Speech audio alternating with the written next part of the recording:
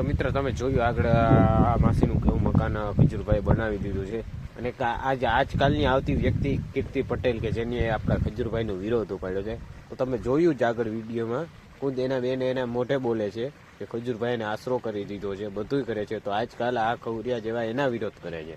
તો like, subscribe ને share જરૂર કરતા રહેજો મિત્રો. તો આવા નવા વિડીયો આપણે જરૂર મૂકતા રહીશું, શોર્ટ વિડીયો ને